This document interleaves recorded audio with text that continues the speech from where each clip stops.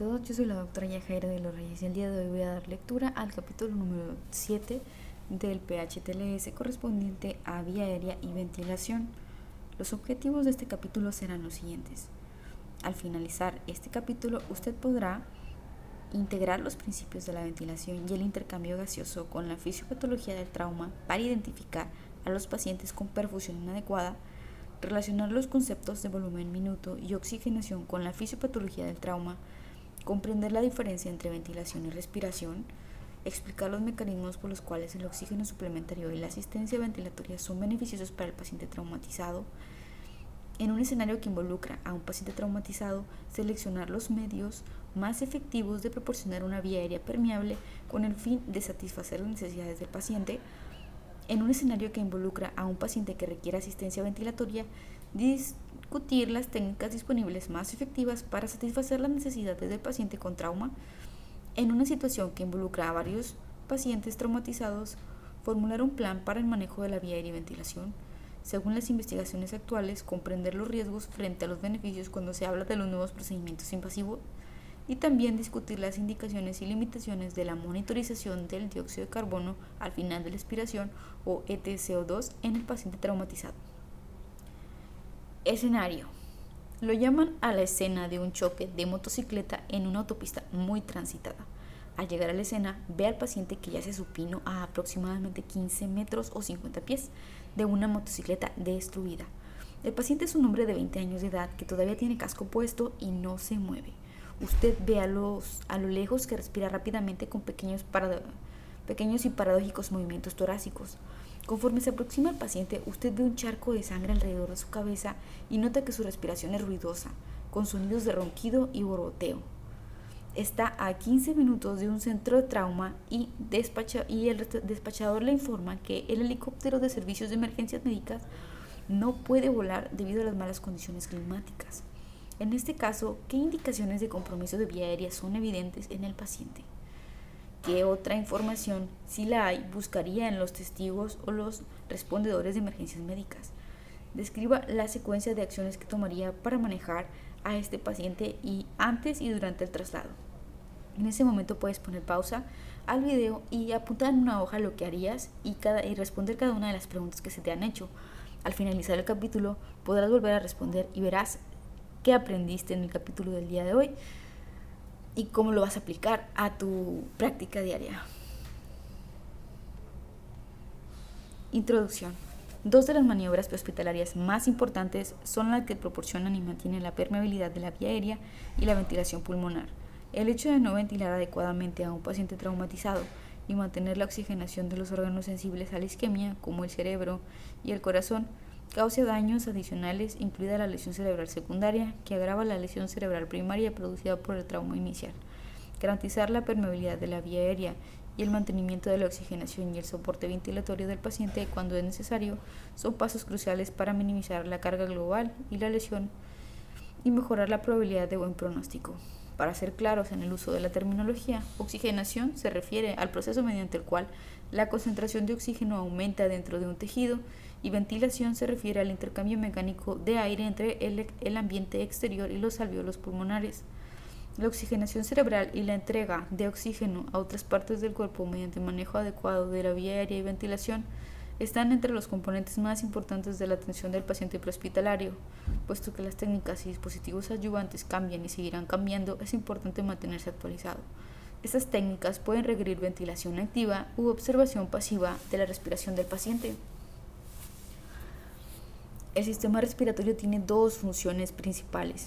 1. Proporcionar oxígeno a los eritrocitos, que llevan oxígeno a todas las células del cuerpo. Y 2. Eliminar dióxido de carbono del cuerpo. La incapacidad del sistema respiratorio para proporcionar oxígeno a las células o la incapacidad de las células para usar el oxígeno suministrado resultan en metabolismo anaeróbico, lo cual conduce rápidamente a la muerte.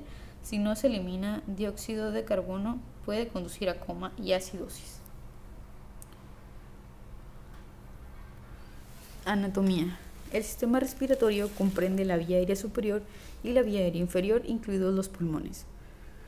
Lo que se puede ver en la figura 7.1, que ahorita vamos a pasar. Cada parte del sistema respiratorio tiene un importante papel para asegurar el intercambio gaseoso, mediante el cual el oxígeno entra en el torrente sanguíneo y se elimina el dióxido de carbono. Como podrán ver aquí en la imagen, pues se observan los órganos del sistema respiratorio, tracto respiratorio superior y el tracto respiratorio inferior. Y en la imagen que está por debajo está una sección transversal del tracto respiratorio inferior. Como podrán ver, se divide en tracto respiratorio superior, en el cual va a abarcar la cavidad nasal, la faringe, la laringe y la tráquea. Mientras tanto, el tracto respiratorio inferior va a abarcar los bronquios, pues los bronquiolos y los alvéolos, las subdivisiones inferiores. La vía aérea superior. La vía aérea superior está formada por la cavidad nasal y la cavidad oral. El aire que entra a la cavidad nasal se calienta, se humidifica y se filtra para remover impurezas. Posterior a las cavidades está el área conocida como faringe, que se extiende desde la parte posterior del paladar blando hasta el extremo superior del esófago. La faringe está compuesta de músculo recubierto de una capa mucosa y se divide en 3 secciones: la nasofaringe, que es la porción superior, la orofaringe, que es la porción media, y la hipofaringe, que es el extremo inferior o distal de la faringe.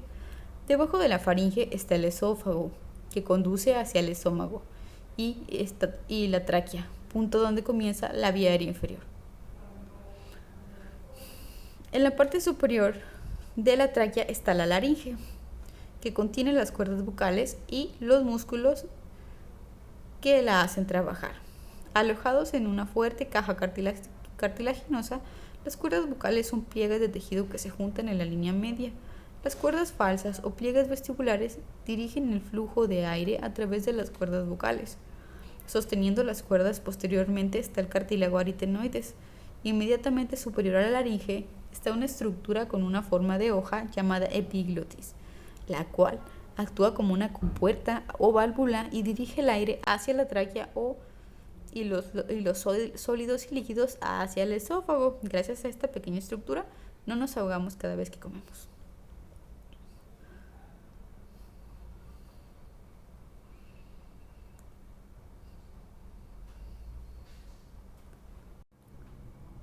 Vía aérea inferior. La vía aérea inferior consiste en la tráquea con sus ramificaciones y los pulmones. Al inspirar, el aire viaja a través de la vía aérea superior hacia la vía aérea inferior, antes de llegar a los alvéolos, donde realmente ocurre el intercambio gaseoso. La tráquea se divide en los bronquios derecho e izquierdo. El bronquio derecho es más corto, más ancho y más vertical que el izquierdo, y sale de la tráquea en un ángulo de aproximadamente 25 grados, mientras que el izquierdo tiene una angulación de 45 grados. Esta diferencia explica por qué la colocación de un tubo endotraqueal en el bronquio derecho es una complicación común al intubar. Cada uno de los bronquios se divide en varios bronquios primarios y después en bronquiolos. Los bronquiolos son tubos bronquiales muy pequeños que terminan en los alvéolos, que son pequeños sacos de aire rodeados por capilares. Los alvéolos son el lugar de intercambio gaseoso, donde se unen los sistemas respiratorio y circulatorio. Fisiología. La vía aérea es una ruta que lleva aire atmosférico a través de la nariz, boca, faringe, tráquea y bronquios hacia los alvéolos, como se discute en el capítulo de shock, fisiopatología de la vida y la muerte. Con cada respiración, el adulto promedio de 70 kilogramos o 150 libras toma aproximadamente 500 mililitros de aire. El sistema de la vía aérea contiene hasta 150 mililitros de aire que nunca llega a los alvéolos para participar en el crucial proceso de intercambio gaseoso. El espacio donde se contiene este aire se conoce como espacio muerto. El aire dentro de este espacio muerto no está disponible para que el cuerpo lo utilice para la oxigenación, porque nunca llega a los alvéolos. Con cada respiración entra aire a los pulmones. El movimiento de aire hacia adentro y hacia afuera de los alvéolos resulta en cambios de presión intratorácica generados por la contracción y relajación de los grupos musculares específicos. El principal músculo de la respiración es el diafragma. Normalmente las fibras musculares del diafragma se acortan cuando reciben un estímulo del cerebro. Además del diafragma, los músculos intercostales externos ayudan a tirar las costillas hacia adelante y arriba. Este planeamiento del diafragma, junto con la acción de los músculos intercostales, es un movimiento activo que genera una presión negativa dentro de la cavidad torácica. Esta presión negativa hace que el aire atmosférico entre al árbol pulmonar intacto. Otros músculos unidos a la pared torácica también pueden contribuir a la generación de esta presión negativa. Estos incluyen los músculos esternocleidomastoideo y escaleno.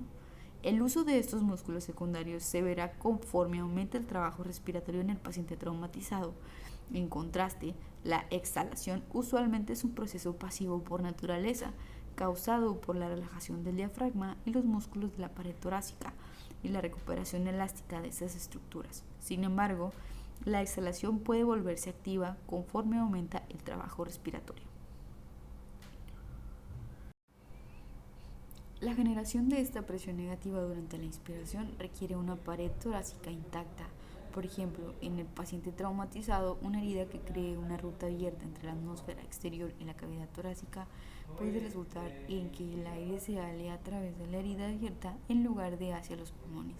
Además, el daño a la estructura ósea de la pared torácica puede comprometer la capacidad del paciente para generar presión negativa necesaria que se requiere para la ventilación adecuada. Cuando el aire atmosférico alcanza los alvéolos, el oxígeno se mueve desde los alvéolos atravesando la membrana alveolo-capilar y entra a los eritrocitos. Entonces el sistema circulatorio entrega los eritrocitos portadores de oxígenos a los tejidos corporales, donde el oxígeno se utiliza como combustible para el metabolismo. Conforme el oxígeno es transferido desde el interior de los alvéolos a través de la pared celular, el endotelio capilar y el plasma hacia los eritrocitos, el dióxido de carbono se intercambia en la dirección opuesta, desde la sangre hacia los alvéolos. El dióxido de carbono que se transporta disuelto en el plasma, alrededor de un 10% ligado a proteínas, sobre todo a la hemoglobina de los eritrocitos, aproximadamente un 20%, y como bicarbonato, aproximadamente un 70%, se mueve desde el torrente sanguíneo a través de la membrana alveolo-capilar y hacia los alvéolos, donde se elimina durante la exhalación. Al completar este intercambio, los eritrocitos oxigenados y el plasma con un bajo nivel de dióxido de carbono regresa al lado izquierdo del corazón para ser bombeados hacia todas las células del cuerpo. Perfecto. Pues en el diagrama 7.1 de hecho se expone la difusión del oxígeno y del dióxido de carbono a través de la membrana alveolo-capilar de los alvéolos en los pulmones. Y en la 7.6 es un diagrama del oxígeno y cómo se mueven los eritrocitos desde los alvéolos. El oxígeno se transfiere hacia las células del tejido en la molécula de hemoglobina y después de dejar la molécula de hemoglobina, el oxígeno viaja hacia la célula del tejido. El dióxido de carbono viaja en la dirección opuesta, más no la molécula de hemoglobina. Es el ciclo cardíaco, ¿ok? Más que cualquier otra cosa, el menor, de la circulación menor, que va desde la aurícula derecha, expulsada hacia los pulmones, y entra a los pulmoncitos, mientras simultáneamente la sangre que va desoxigenada a los pulmones entra oxígeno enriquecido y lleno de mucho oxígeno, ¿no? Y se intercambia el dióxido de carbono por el oxígeno. Y fácilmente hace el intercambio gaseoso. Después, una vez que ya tenemos la sangre oxigenada, esta es retornada a través de las venas pulmonares a la aurícula izquierda para posteriormente ir al ventrículo izquierdo y después al resto del cuerpo para oxigenar los tejidos que se encontraban desoxigenados. Continuamos, ¿no? Una vez en la célula, los eritrocitos oxigenados entregan su oxígeno, que las células usan entonces para el metabolismo aeróbico. El dióxido de carbono, un subproducto del metabolismo aeróbico, se libera en el plasma sanguíneo. La sangre desoxigenada regresa al lado derecho del corazón. La sangre es bombeada hacia los pulmones, donde nuevamente es abastecida con oxígeno y el dióxido de carbono se elimina mediante difusión. El oxígeno se transporta principalmente mediante la hemoglobina en los mismos eritrocitos, mientras que el dióxido de carbono se transporta en las tres formas anteriormente mencionadas, en el plasma ligado a proteínas como hemoglobina y amortiguadores como bicarbonato. Es importante recordar que mientras el dióxido de carbono se transporta disuelto en el plasma o como bicarbonato, 97% del oxígeno se transporta ligado a hemoglobina en los eritrocitos. Por ende, el oxígeno depende de la cantidad de eritrocitos para su transporte, incluso ante una función pulmonar perfecta. Los alvéolos deben reabastecerse constantemente con un suministro de aire fresco que contenga una cantidad adecuada de oxígeno. Este reabastecimiento de aire, conocido como ventilación, también es esencial para la eliminación de dióxido de carbono. La ventilación es medible. El tamaño de cada respiración, llamado volumen corriente o tidal, multiplicado por la frecuencia ventilatoria durante un minuto, es igual al volumen minuto. Entonces tenemos que volumen minuto es igual al volumen corriente o tidal, que recordemos es la cantidad de aire que un adulto mete en sus pulmones con cada respiración, por la frecuencia ventilatoria en un minuto. Durante la ventilación normal, en reposo, aproximadamente 500 mililitros de aire se llevan a los pulmones. Como se mencionó anteriormente, parte de ese volumen, es decir, aproximadamente 150 mililitros, permanece en el sistema de la vía aérea, en el espacio muerto, y no participa en el intercambio gaseoso. Esto quiere decir entonces que solamente 350 mililitros están realmente disponibles para el intercambio gaseoso. Si el volumen corriente es de 500 mililitros y la frecuencia ventilatoria es de 14 respiraciones por minuto, el volumen minuto puede calcularse de la siguiente manera.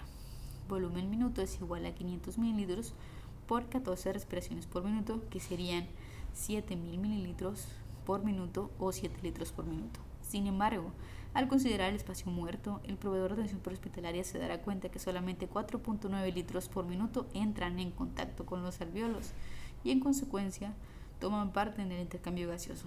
Es decir, 500 mililitros menos 150 mililitros del espacio muerto son 350 mililitros efectivos, que se multiplican por 14 respiraciones por minuto y dan 4.900 mililitros por minuto, o 4.9 litros por minuto. Este segundo cálculo produce la ventilación efectiva, que es la ventilación total por minuto, menos la ventilación del espacio muerto. Eso tiene importantes consecuencias cuando se habla de la ventilación en el paciente traumatizado. Si el volumen minuto cae por abajo de lo normal, el paciente tiene una ventilación inadecuada, condición llamada como hipoventilación, la cual produce una acumulación de dióxido de carbono en el cuerpo. La hipoventilación es común cuando los traumas de cabeza o tórax producen un patrón respiratorio alterado o una incapacidad para mover adecuadamente la pared torácica. Por ejemplo, un paciente con costillas fracturadas con respiración rápida y superficial, debido al dolor de la lesión, puede tener un volumen corriente de 200 mililitros y una frecuencia ventiladora de 30 respiraciones por minuto. El volumen minuto de este paciente puede calcularse de la siguiente manera. Volumen minuto es igual a 200 mililitros por 30 respiraciones por minuto, que sería igual a 6.000 mililitros por minuto o 6 litros por minuto. Si se requieren 7 litros por minuto para un intercambio de gases adecuado en una persona no traumatizada en reposo, 6 litros por minuto es menos de lo que el cuerpo necesita para eliminar efectivamente el dióxido de carbono, lo que indica hipoventilación. Más aún cuando el cálculo de la ventilación minuto efectiva revela la verdadera severidad de la condición del paciente. 200 mililitros menos 150 mililitros igual a 50 mililitros. 50 mililitros por 30 respiraciones da igual a 1500 mililitros por minuto o 1.5 litros por minuto. Casi no llega aire oxigenado a los alvéolos. El aire llegará solo hasta la tráquea y los bronquios. Si no se trata de esta hipoventilación, rápidamente conducirá a la dificultad respiratoria y finalmente a la muerte. El ejemplo anterior del paciente con las costillas fracturadas está hipoventilado a pesar de que la frecuencia ventilatoria es de 30 ventilaciones por minuto. Es decir, respira rápido, pero al mismo tiempo está hipoventilado. En consecuencia, la frecuencia ventilatoria por sí misma no indica una adecuada ventilación. Los proveedores de atención prehospitalaria deben tomar en cuenta el volumen corriente y nunca suponer simplemente que un paciente con una frecuencia ventilatoria rápida hiperventila. La valoración de la función ventilatoria siempre incluye una evaluación de cuán bien un paciente toma, difunde y entrega oxígeno a las células. Sin una adecuada absorción, suministro de oxígeno a las células del tejido y procesamiento del oxígeno dentro de estas células para mantener el metabolismo aeróbico y la producción de energía, comenzará el metabolismo anaeróbico. Además, debe garantizarse la ventilación efectiva. Un paciente puede realizar una ventilación completa, parcial o ninguna en absoluto. La ventilación y manejo agresivo de estas deficiencias, tanto en oxigenación como en ventilación, son fundamentales para un pronóstico exitoso. Oxigenación y ventilación del paciente traumatizado. El proceso de oxigenación dentro del cuerpo involucra las siguientes tres fases. 1.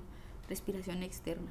Es la transferencia de moléculas de oxígeno de aire a la sangre. El aire contiene oxígeno, aproximadamente un 20.95%, nitrógeno, 78.1%, argón, 0.93% y dióxido de carbono, un 0.31%. Pero para propósitos prácticos, el contenido del aire es 21% oxígeno y 79% nitrógeno. Todo el oxígeno alveolar existe como gas libre, por lo tanto, cada molécula de oxígeno ejerce una presión. Aumentar el porcentaje de oxígeno en la atmósfera inspirada elevará la presión o tensión del oxígeno alveolar. Cuando se proporciona oxígeno suplementario, aumenta la proporción de oxígeno en cada inspiración, lo que produce un incremento de la cantidad de oxígeno en cada alveolo. Esto a su vez aumentará la cantidad de gas que se transfiere a la sangre porque la cantidad de gas que entra a un líquido se relaciona directamente con la presión que ejerce. Mientras mayor sea la presión del gas, mayor será la cantidad de gas que se absorberá en el fluido. 2. Oxígeno entregado. Es el resultado de la transferencia de oxígeno de la atmósfera a los eritrocitos durante la ventilación y el transporte de estos eritrocitos a los tejidos a través del sistema cardiovascular. El volumen de oxígeno consumido por el cuerpo en un minuto para mantener la producción de energía se conoce como consumo de oxígeno. Depende del gasto cardíaco adecuado y de la entrega de oxígeno a las células por parte de los eritrocitos. Los eritrocitos se pueden describir como los buques cisterna del oxígeno del cuerpo, los cuales se mueven a lo largo de las autopistas del sistema vascular para descargar su suministro de oxígeno en los puntos de distribución del cuerpo. Los lechos capilares. 3. Respiración interna o celular. Es el movimiento o difusión del oxígeno desde los eritrocitos a las células tisulares. El metabolismo normalmente ocurre mediante glucólisis y el ciclo de Krebs para producir energía. Si bien no es necesario comprender los detalles específicos de los procesos, es importante tener una comprensión general de su papel en la producción de energía, puesto que el intercambio real de oxígeno entre los eritrocitos y los tejidos ocurre en los capilares de la pared delgada. Cualquier factor que interrumpa un suministro de oxígeno perturbará este ciclo. Un factor principal con respecto a esta cantidad, es la cantidad de fluido o edema localizado entre las paredes alveolares, paredes capilares y la pared de las células tisulares, también conocido como espacio intersticial. La sobrehidratación del espacio vascular con cristaloides que se escapa del sistema vascular al espacio intersticial dentro de los 30 a 45 minutos posteriores a la administración es un problema importante durante la reanimación. El oxígeno suplementario puede ayudar a superar algunos de estos factores. Los tejidos y las células no pueden consumir cantidades adecuadas de oxígeno si este no está disponible. La oxigenación adecuada depende de estas tres fases. Si bien la capacidad para valorar la oxigenación tisular en situaciones prehospitalarias está mejorando rápidamente, la asistencia ventilatoria adecuada para todos los pacientes traumatizados comienza al proporcionar oxígeno suplementario para ayudar a garantizar que la hipoxia se corrija o evitarla por completo. Fisiopatología. El trauma puede afectar la capacidad del sistema respiratorio para proporcionar oxígeno y eliminar dióxido de carbono adecuadamente de las siguientes maneras: disminución de la entrega de oxígeno por hipoventilación, vía aérea obstruida, hipoventilación debido a fractura de costillas, neumotórax o tórax inestable, difusión de oxígeno disminuida debido a contusión pulmonar. Otra, disminución del transporte de oxígeno debido a shock. Otra, disminución de la entrega de oxígeno debido a compromiso vascular o factores sistémicos como intoxicación por cianuro. La hipoventilación resulta con la reducción del volumen en minutos. Si no se trata, la hipoventilación produce acumulación de dióxido de carbono, acidosis y con el tiempo la muerte. El manejo incluye mejorar la frecuencia y profundidad de la ventilación del paciente al corregir los problemas de la vía respiratoria y asistiendo a la ventilación según lo requiera. Por otro lado, la hiperventilación puede producir vasoconstricción que puede ser especialmente perjudicial en el manejo de paciente con lesión cerebral traumática. Los grandes volúmenes corrientes pueden reducir el retorno venoso, lo cual puede ser especialmente perjudicial en pacientes que están en shock. Causas y sitios de obstrucción de la vía aérea en el paciente traumatizado. La disminución en el volumen minuto puede deberse a dos condiciones clínicas: obstrucción mecánica de la vía aérea superior y reducción en el nivel de conciencia, condiciones que frecuentemente ocurren juntas. Cuando se observa externamente, la vía aérea superior se extiende desde la punta de la nariz hasta la escotadura external. Cualquier cosa que ocurra en la parte anterior de dicha región puede producir o convertirse en un problema de la vía aérea. Una buena regla general es que mientras más distal ocurra una obstrucción, más difícil será corregirla. La causa más común de obstrucción de vía aérea es la lengua, que cae hacia atrás y obstruye la hipofaringe. La lengua puede generar una obstrucción cuando un paciente inconsciente pierde el tono muscular, cuando después de una fractura mandibular bilateral la lengua ya no está unida a la mandíbula o después de un traumatismo maxilofacial extenso. Estas condiciones producen obstrucción de la vía aérea junto con los ronquidos y excursión anormal del tórax, y en el paciente traumatizado con frecuencia se complica aún más por la acumulación de sangre y secreciones de la vía aérea. Esta condición se puede corregir mediante posicionamiento y maniobras básicas de la vía aérea como la tracción mandibular o la elevación del mentón. Otra causa común es la acumulación de secreciones, sangre y residuos en la hipofaringe. Siempre que el paciente sea incapaz de despejar su vía aérea debido a disminución del nivel de conciencia o trauma extenso, una respiración con borboteos es un signo seguro de que el paciente no puede despejar su vía aérea y está en riesgo de broncoaspiración o obstrucción de la vía aérea con la siguiente respiración. Esta condición puede corregirse al menos temporalmente mediante drenaje o obstrucción de la vía aérea superior. El tercer lugar más común de obstrucción de la vía aérea superior es la laringe, donde la obstrucción puede producirse por trauma directo al cartílago laríngeo o por quemaduras por inhalación con edema de la mucosa. Esta condición se manifiesta con ronquera y estridor y por lo general requerirá una vía aérea avanzada o tubo endotraqueal o vía aérea quirúrgica.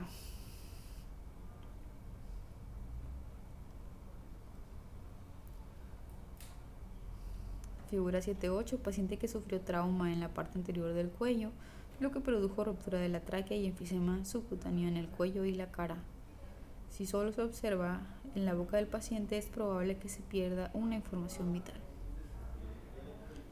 Un nivel de conciencia disminuido por lesión cerebral traumática o problemas asociados con el consumo de alcohol o drogas también afectará el impulso ventilatorio y puede reducir la frecuencia de ventilación, el volumen de ventilación o ambos. Esta reducción en volumen minuto puede ser temporal o permanente. Valoración de la vía aérea y la ventilación. Se requiere destreza para valorar la vía aérea con la finalidad de manejarla efectivamente. Los proveedores de atención prehospitalaria realizan muchos aspectos de valoración de una vía aérea de forma automática. Un paciente que está alerta y habla con voz normal mientras el proveedor pasa por la puerta tiene una vía aérea despejada y permeable, pero cuando el nivel de conciencia del paciente está reducido, es esencial valorar minuciosamente la vía aérea antes de avanzar hacia otras lesiones de menor prioridad. Al examinar la vía aérea durante la evaluación primaria, se deben valorar los siguientes puntos: posición de la vía aérea y paciente, cualquier sonido que proviene de la vía aérea superior, obstrucciones de la vía aérea y elevación del tórax. Posición de la vía aérea y paciente. Mientras hace contacto visual con el paciente, observe la posición del mismo. Quienes están en posición supina con un nivel de conciencia disminuido están en riesgo de obstrucción de la vía aérea con la lengua que cae hacia atrás de la vía aérea. La mayoría de los pacientes traumatizados serán colocados en posición supina sobre una tabla para la restricción del movimiento y de la columna vertebral. Cualquier paciente que muestre signos de nivel de conciencia disminuido necesitará revaloración constante por obstrucción de la vía aérea y quizás sea necesaria la colocación de un dispositivo ayudante para asegurar una vía aérea despejada. Los pacientes que presentan una vía aérea despejada mientras yacen de costado pueden obstruir sus vías aéreas cuando se les coloque supino sobre una tabla. Es posible que los pacientes con trauma facial masivo y sangrado activo requieran mantenerse en la posición en la cual se encuentran, si así logran mantener su propia vía aérea. En algunos casos, este puede significar Permitir al paciente sentarse en posición erguida en tanto la vía aérea se mantenga despejada. La colocación de estos pacientes en supino sobre una tabla puede producir obstrucción de la vía aérea y posible broncoaspiración de sangre. En estos casos, si los pacientes mantienen su vía aérea, la mejor acción puede ser dejarlos continuar en esa posición. La solución debe estar disponible si es necesario eliminar sangre y secreciones. Si se requiere la estabilización de la columna cervical, puede lograrse mediante el control manual de la cabeza en posición necesaria para permitir el mantenimiento de una vía aérea despejada. La estabilización de la columna toracolumbar es más difícil de lograr en esa posición, pero si la elección es entre una mayor protección de la columna toracolumbar frente a la incapacidad de mantener despejada una vía aérea en un paciente que se encuentra en posición erguida, debe de ser prioritario mantener la vía aérea del paciente. Sonidos de la vía aérea superior. El ruido proveniente de la vía aérea superior nunca es buena señal. Estos ruidos con frecuencia pueden escucharse mientras usted se aproxima al paciente. Por lo general son resultado de una obstrucción parcial de la vía aérea causada por la lengua, sangre o cuerpos extraños en la vía aérea superior. El tipo de sonido que escucha puede darle algunas pistas de la causa y la ubicación de la obstrucción de la vía aérea superior. El ronquido es causado por la base de la lengua y el paladar blando que cae hacia atrás y obstruye la vía aérea superior. Los borboteos ocurren cuando en la faringe hay sangre, hemesis o secreciones. Esto indica que el paciente no puede despejar y proteger su vía aérea. El estridor proviene de las cuerdas bucales e indica un problema en dicho nivel, en especial cuando es expiratorio, causado por una obstrucción a nivel de la laringe. El estridor por lo general es causado por trauma directo, cuerpo extraño o inflamación de la mucosa, como en las quemaduras por inhalación. La inflamación es una situación desafiante porque ocurre en el punto más estrecho de la vía aérea superior. Una vía aérea edematosa es una situación emergente que demanda una atención rápida para evitar la obstrucción total de la vía aérea. Se deben tomar medidas de inmediato para aliviar las obstrucciones y mantener una vía aérea despejada.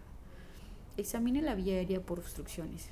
Debido a que la vía aérea superior se extiende desde la punta de la nariz hasta la escotadura external, simplemente mirar en la boca no es suficiente.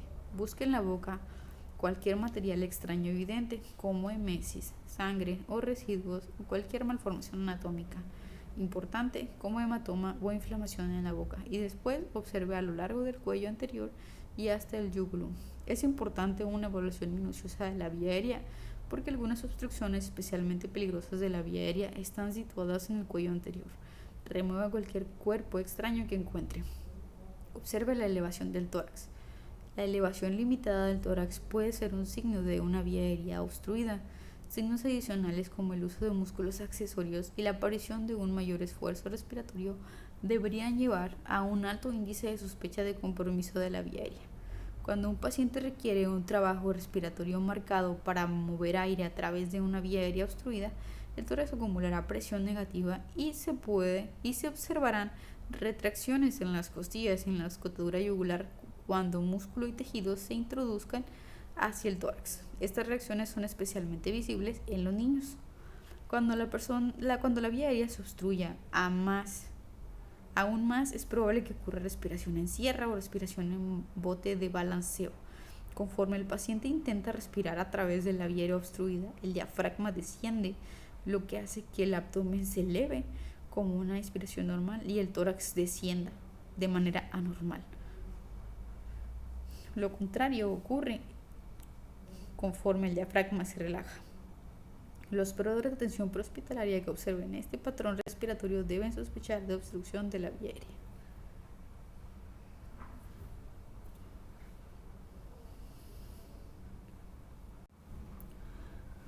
Manejo. Control de la vía aérea. Después de controlar cualquier hemorragia severa, garantizar una vía aérea permeable es la siguiente prioridad del manejo del trauma y la reanimación. Y ninguna acción es más crucial que el manejo de la vía aérea que una adecuada valoración. Idealmente, la vía aérea del paciente traumatizado debe de estar tanto despejada para la entrada de aire y protegida contra la broncoaspiración y la oclusión por edema, lo cual se puede lograr mediante intubación endotraqueal. Sin embargo, garantizar una vía aérea permeable es la primera prioridad y la mayoría de las veces se puede lograr rápidamente sin otro equipo más que el de las manos del proveedor de atención prehospitalaria.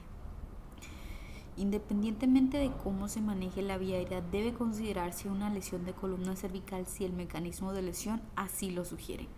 El uso de cualquiera de estos métodos de control de la vía aérea requiere estabilización manual simultánea de la columna cervical en una posición neutra hasta que el paciente se haya logrado una restricción del movimiento de columna vertebral. La excepción a esta regla en el trauma es el trauma penetrante. Los datos han demostrado que la inmovilización espinal por lo general no es necesaria en estos pacientes. Destrezas básicas. El manejo de la vía aérea en los pacientes traumatizados es una consideración primordial, ya que sin una vía aérea adecuada no se puede lograr un resultado positivo. El manejo de la vía aérea puede ser desafiante, pero en la mayoría de los pacientes los procedimientos manuales o básicos pueden ser suficientes inicialmente. Incluso los proveedores de atención prehospitalaria que hayan sido entrenados en técnicas de vía aérea avanzada deben mantener sus habilidades para realizar estas destrezas manuales esenciales y básicas, porque estos métodos, dependiendo de la situación, se pueden aplicar de inmediato sin ningún material distinto al de las manos del proveedor y conducen a un mejor resultado del paciente que las técnicas más avanzadas que requieren más tiempo, personal y equipo. Los proveedores siempre deben sopesar el riesgo frente al beneficio de realizar procedimientos altamente invasivos y complejos. Tales procedimientos requieren un alto grado de dominio de destrezas y estrecha supervisión por parte del director médico. No deben ser iniciados innecesariamente. Las destrezas para el mantenimiento de la vía aérea pueden dividirse en 3 niveles diferentes. La aplicación de las destrezas, siempre y cuando se encuentren dentro del alcance de la práctica del proveedor de atención prehospitalaria, deben de ser motivadas por el paciente, dependiendo de su situación y gravedad. Categorías de los dispositivos y procedimientos para vía aérea. Manual. Los métodos manuales, la apertura de la vía aérea, son los más fáciles de usar y no requieren ningún otro equipo que no sean las manos del proveedor de atención prehospitalaria. La vía aérea se puede mantener con estos métodos, incluso si el paciente tiene reflejo nauseoso. No existen contraindicaciones para el uso de técnicas manuales en el manejo de la vía aérea de paciente traumatizado. Los ejemplos de este tipo de manejo de vía aérea incluyen la elevación del mentón y la tracción mandibular. El posicionamiento y la limpieza manual de la vía aérea también entran en esta categoría. Básico. El manejo básico de la vía aérea involucra el uso de dispositivos complementarios que solo necesitan una pieza de equipo y la técnica para insertar el dispositivo requiere entrenamiento mínimo. Los riesgos asociados con la colocación de estos tipos de dispositivos de vía aérea son extremadamente bajos en comparación con el beneficio potencial de mantener una vía aérea permeable. Si los dispositivos se colocan de manera incorrecta, es fácilmente reconocible y corregible. Los ejemplos de estos dispositivos incluyen la cánula orofaringea y la cánula nasofaringea, como se ve en la figura A y B respectivamente. Avanzada. La vía aérea avanzada incluye dispositivos que requieren capacitación inicial significativa y luego una capacitación continua para asegurar la competencia. Si bien la vía aérea avanzada ofrece mayor protección de la vía aérea en comparación con las técnicas básicas, su uso en el campo implica más tiempo y personal. Los dispositivos que entran en esta categoría requieren múltiples equipos y el posible uso de fármacos, así como múltiples pasos para ser insertados y en algunos casos visualización directa de la glotis. Adicionalmente, las técnicas quirúrgicas de vía aérea, como la cricotirotomía, tanto con aguja como quirúrgica, entran en esta categoría. Las consecuencias por falla al utilizar una vía aérea avanzada son altas y pueden incluir un resultado menos que óptimo para el paciente. El monitoreo continuo de la saturación de oxígeno y EtCO2 también se recomienda cuando se usa este grupo de dispositivos, lo que aumenta la complejidad en su uso. Los ejemplos de estos incluyen tubos endotraqueales y dispositivos supraglóticos.